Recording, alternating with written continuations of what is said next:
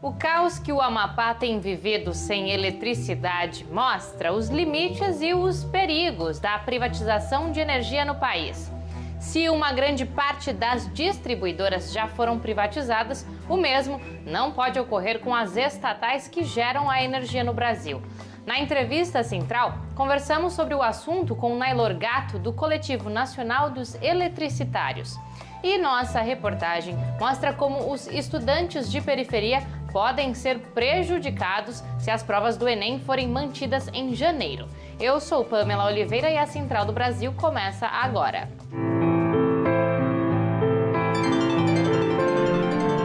Central do Brasil.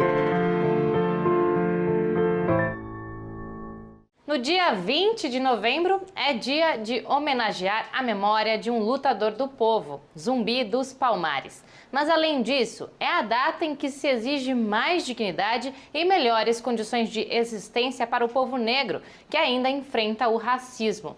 Flávio Jorge, da Coordenação Nacional de Entidades Negras, a CONEM, faz um convite para os atos virtuais e presenciais neste Dia da Consciência Negra. Embarque imediato.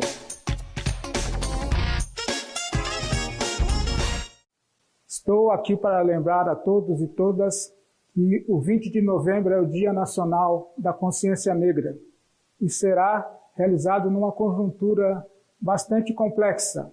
Por um lado, uma conjuntura positiva, que é de ascenso de nossas lutas a partir do movimento Vidas Negras Importa nos Estados Unidos, que se espalhou para todo o mundo e que tem reflexo no Brasil, e no momento difícil, que é de enfrentamento a um governo de extrema-direita, um governo de direita conservadora, que retira e ataca os direitos da população negra e dos trabalhadores em nosso país. É nessa conjuntura que diversas atividades virtuais e presenciais serão realizadas nesse 20 de novembro. Compareçam e prestigiem a todas essas atividades. Vidas Negras Importam. Viva a nossa consciência negra.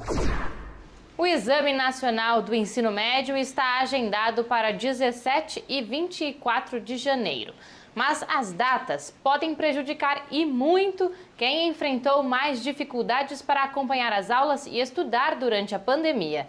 Vamos saber mais na reportagem de Nayata Wani. Trilhos do Brasil. O sonho de chegar ao ensino superior através do Enem tem ficado cada vez mais distante para alunos periféricos. Com a paralisação das aulas presenciais por conta da pandemia, se preparar para o Exame Nacional do Ensino Médio dentro de casa escancarou ainda mais a desigualdade social que existe no sistema de educação brasileiro. A estudante de São Paulo, Rebeca Alves, fala sobre a falta de oportunidades. Eu sou uma pessoa que não tive muito recurso. Eu fiz um cursinho popular, mas tem pessoas que têm mais condições e podem até pagar até um professor particular para poderem estudar. Isso é muita desigualdade, porque é meio óbvio que vai ter pessoas que vão passar na frente e outras que têm menos recursos, menos condições, vão ficar para trás. De acordo com um levantamento da organização Juventude e Pandemia do Coronavírus, 49% dos estudantes pensaram em desistir do Enem. E entre os principais motivos estão a dificuldade de acesso a computadores e internet, problemas financeiros e falta de ambiente adequado para estudar. Realidade que assola jovens de baixa renda que sofrem com a desigualdade e abandono do Estado. Felipe Lacerda, estudante do Ceará, fala sobre suas dificuldades. Eu acho que possuem diversas desigualdades, mas a que eu mais destaco é aqueles alunos que não possuem celular para o estudo. Bom, a minha maior dificuldade para estudar para o Enem é a internet, pois a mesma é ruim, ainda mais no local onde eu resido, que é um sítio. Hilary Carvalho, de Minas Gerais, relata que o Estado acaba reforçando o seletismo entre os estudantes ao manter as provas que acontecem nos dias 17 e 24 de janeiro do ano que vem. Eles colaboram ainda mais com a desigualdade social, pois as pessoas privilegiadas irão continuar entrando nas universidades e as que não são tão privilegiadas, como eu e como muitas outras pessoas que sonham em entrar numa universidade, irão continuar estudando ou às vezes desistindo, né? A cultura popular brasileira é tema da indicação de hoje na Parada Cultural. Vamos conhecer a sugestão do designer Marcelo Souza, do Rio Grande do Sul. Parada Cultural. Minha dica é o livro O Corpo Encantado das Ruas, do escritor e historiador carioca Luiz Antônio Simas. Simas é um legítimo herdeiro de João do Rio e Walter Benjamin. No Corpo Encantado das Ruas, ele enxerga a cidade a partir da rua, particularmente da encruzilhada, esse local de encontro e de dispersão entre diversos caminhos. O espaço onde se é obrigado a abrir mão da neutralidade e se colocar em movimento. Entre Zé Pilintra, Pombagira, Mestre André, Zé Miquimbe, São Carlos Damião, Simas fala de uma cidade que teima em se mover e desafiar a morte. A cidade que não está no horário eleitoral nem nas piegas declarações de amor dos candidatos. Para Simas, os inventores da cidade não discutiram filosofia nas academias e universidades, não escreveram tratados nem conduziram exércitos em grandes guerras. Os grandes inventores rufaram tambores, riscaram o asfalto, preenchendo de dança o intervalo entre as marcações do surdo. Celebraram os mortos na palma da mão. O almirante Bento Albuquerque, que está à frente do Ministério de Minas e Energia, pode ser investigado pelo Ministério Público por omissão no caso dos apagões do Amapá. Documentos do próprio Ministério e da Agência Nacional de Energia Elétrica, a ANEEL, apontavam antes do incêndio que a subestação estava sobrecarregada há 2 anos.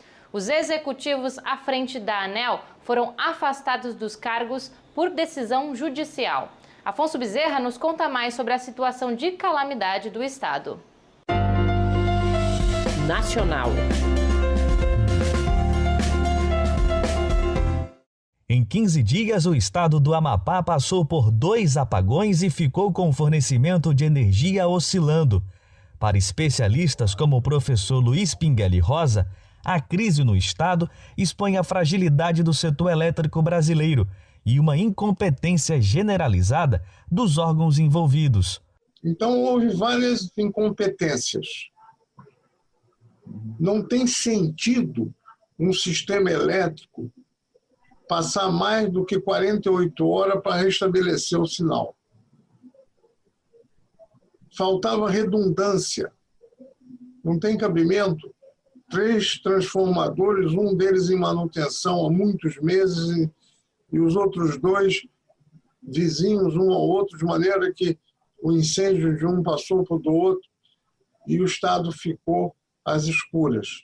O professor Pinguelli pontua entre as fragilidades destacadas a ausência de um transformador substituto, que deveria ficar posicionado à distância do que estava em funcionamento. Ele afirma que esta falha foi muito grave e precisava ter sido observada pelos órgãos fiscalizadores. O governo federal tinha de coordenar todas as ações.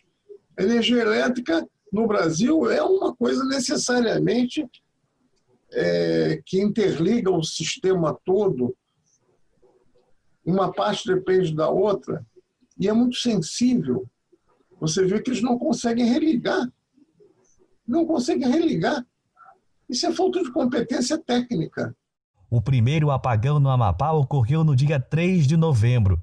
13 dos 16 municípios foram atingidos.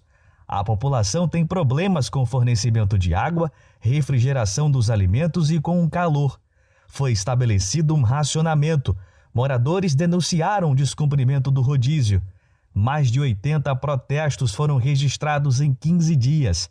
Na última terça-feira, o estado registrou outro apagão, com duração de 1h30. O processo de desmonte da Companhia Elétrica do Amapá culminou nos apagões ocorridos este mês. Quem controla a subestação que teve os transformadores incendiados é uma empresa privada espanhola. A situação pode piorar caso as geradoras de energia também sejam vendidas. Sobre o assunto, Jonatas Campos conversa com o coordenador do Coletivo Nacional dos Eletricitários, Nailor Gatto. Entrevista Central.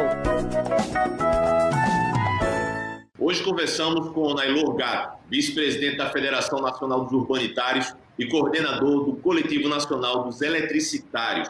Nailor, agradecemos sua presença por falar conosco aqui sobre a crise energética no Amapá e outros assuntos. O Amapá está há 15 dias com escassez de fornecimento de energia elétrica.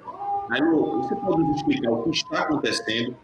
O acompanhamento, a fiscalização da Agência Nacional não fez essa fiscalização e acompanhamento daquela estrutura que teria que ser a subestação. A subestação teria que ter 3 transformadores com 150 MVA, né? A média hoje do consumo da população lá em Macapá chega em torno de 200 MWh, e ela tinha colocado 3 transformadores de 150, então 450 né? Se cara é bom. Com a expectativa de colocar o 4º transformador, que não chegou até hoje.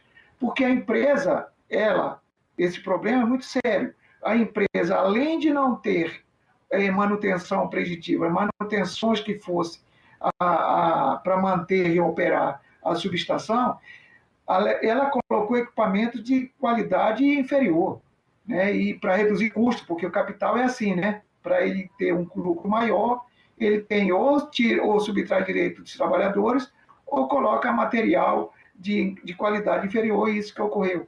E, além disso, ela não tinha uma equipe preparada para fazer a manutenção. E foi desgastando isso, foi alertado isso, inclusive à época que a qualificação dos trabalhadores lá não eram das melhores. E a Agência Nacional a ANEEL, ela não tomou nenhuma providência. Por que a energia elétrica no Amapá é mais cara que a média nacional? Além de caro, Jefferson, é uma situação muito injusta, porque o cidadão do Amapá, que tem um poder aquisitivo menor, ele paga, é injusto quando a gente fala, porque ele paga uma energia elétrica muito cara. E é caro porque eles colocaram todo esse processo aí do leilão para que a empresa obtivesse mais lucro, eles colocam 1 megawatt-hora vendido mais caro pontualmente isso. É o processo que está colocado de um modelo de mercantilização do setor elétrico. Você nos falou que a distribuição de energia já foi, em sua maior parte, privatizada no Brasil, e há uma intenção desse governo, do atual governo Bolsonaro, de também privatizar a geração de energia. Que riscos para a população podem haver se a geração de energia também for privatizada em nosso país? Nós, o Coletivo Nacional dos Letricitários, nós fazemos essa luta, retomamos essa luta desde que foi dado o golpe, quando, a partir do governo Temer, ele colocou no programa dele, na Ponte para o Futuro, que nós chamamos Ponte para o Inferno, que não quem vai lucrar com isso, quem lucraria é o capital financeiro e os empresários, é que nesse processo aí de privatização, seriam vendido, entregue todo o setor elétrico, o que restava do setor elétrico estatal, que as empresas do sistema Eletrobras, Eletronorte, Furnas, Chesf, Eletrosul, eles não só entregam energia elétrica, eles entregam também o desenvolvimento e a manutenção do social na região onde está implantado. Nailo, quem quer comprar a Eletrobras? Os fundos financeiros, para ter um lucro, fazem um investimento. Tem fundo financeiro que hoje é dono de várias empresas do setor elétrico, porque o setor elétrico, se você sabe, o elétrico fora o setor bancário, é que mais distribui dividendos. Então, é um lucro extraordinário que o setor elétrico tem. Se você acompanhar os últimos balanços, uma própria empresa como a Energisa, ela teve um lucro extraordinário no terceiro trimestre, né? Os bancos, certo? Porque faz o capital financeiro. E as empresas de energia elétrica têm que levar esse serviço público para todo cidadão brasileiro, para todos os lugares. Não faz isso, porque ao fazer isso, ele vai ter uma redução do lucro, porque vai atender na ponta também aqueles que mais precisam.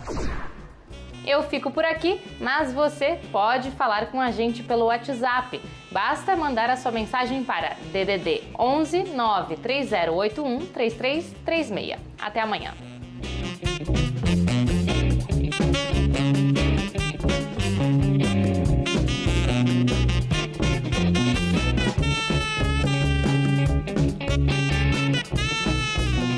Central do Brasil, a rede de comunicação dos movimentos populares.